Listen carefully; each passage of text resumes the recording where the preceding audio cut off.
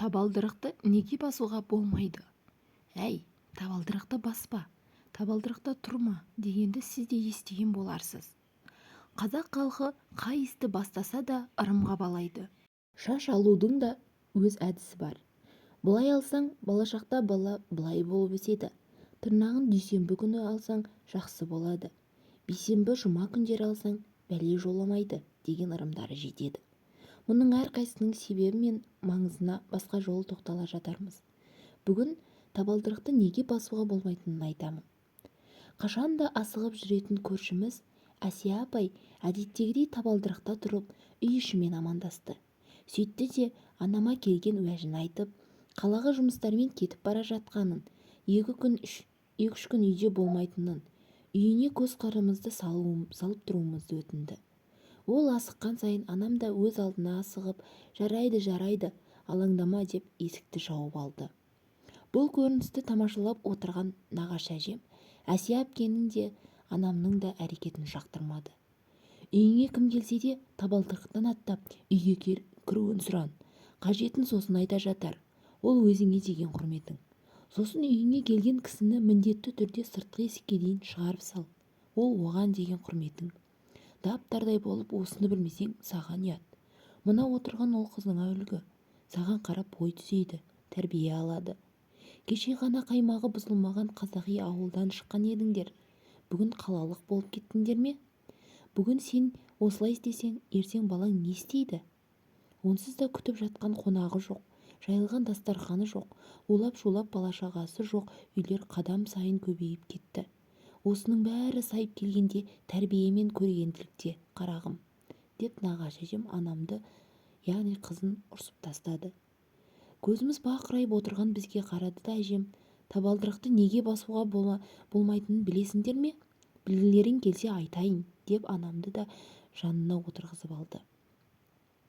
Алла тағала әрбір жаратылысты, әрбір істі есеппен жасаған. Үлкендер бата бергенде, тілек айтқанда құт ұялаған, бақыт қонақтаған, береке дарыған. Шаңырақ болсын деп жатады. Мұның мәні тереңде. Мен де сендердей жас болғанмын. Менің де әжем болған. Ол кісі бізді жанына отырғызып алып, керемет мағыналы әңгімелер айтатын. Соны сендерге айтып берейін. Саналарыңа сақтап алыңдар, деп әңгімесін бастады. Баяғыда құт, береке және бақыт деген 3 дос болыпты. Үшеуі ақылдасып ел аралауға шығыпты. Ол кезде өзіне тоқ отбасы өте аз болған екен. Сөйтіп ұзақ жол жүріп, ашығып, шөлдеп келе жатқанда бір үйге тап болыпты. Есігін қағып, кіруге рұқсат сұраса, іштен әйел дауысы кіруге рұқсатының жоқ екенін, қонақ күтуге жағдайының келіңкіремейтінін айтыпты. 3 досы әрмен қарай жүріп кетіпті. Осылайша кезекпен 5-6 үйге кіре алмапты. Әбден қылжыраған олар бір төбеге шығып, түнеп шығуды жоспарлайды. Сонда төменгі жақтан шамның жарығы көрінеді. Құт 2 досын сол үйге баруға үгіттейді. Бірақ екеуінің райы қайтып қалғандықтан барудан бас тартады.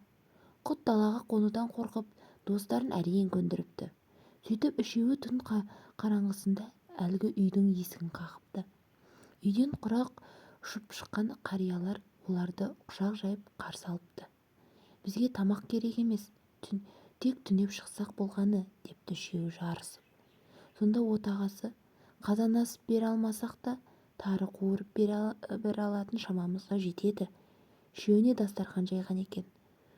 3 дос қарияның кеңпейілдігіне риза болып, сол үйде мәңгі тұрақтап қалыпты. Үйдің өзі шағын, артық адамға артық орын да жоқ. Үй иелері ұялғандарынан өз төсектерін ұсынған екен. Сонда құт тұрып, әркім өз төсегіне ие болсын, мен табалдырықта қонамын депті. Береке еш ойламастан дастарханға жайғасыпты. Ал бақыт төр менікі деп иеленіп алыпты. Сол түннен бастап кедейлікте ғұмыр кешіп келген қарияның шаңырағында тоқшылық пен молшылық орын алыпты. Ду-думан да осы үйде болыпты. Асыр салған бала-шаға да осы үйге үйір болыпты. Міне, шаңырағыңа құт, береке, бақыт дарыған қариялардың ұрпағын біздер жалғастырып келеміз. Сендер де осы көргенді жомарт жандардың ұрпақтарынансыңдар. ата-әжелерің сондай керемет жан болған. Неге сендер солардың ізін жалғамасқа? Бұдан былай естеріңде болсын, қай кезде, қай уақытта есігіңді қағып қонақ келсе, табалдырықтан кіргіз, құт келеді. Төріңе отырғыз, бақытың еселенеді. Дастархан жайып асыңды бер, берекең артады. Міне осыны әжемнің өсиеті деп мәңгі естеріңде сақтаңдар, деді әжем. Иә, өнегелі өсиет, мағыналы әңгіме біздерге мәңгі азық. Баршамыздың табалдырығымызға құт қонсын, төрімізге бақыт орнасын, дастарханымыздан береке кетпесін деп тілейік Алладан. Мені қолдап, арнама тіркеліп, өз пікіріңізді жаза кетіңіз. Сіздің қолдауыңыз мен үшін өте ерекше.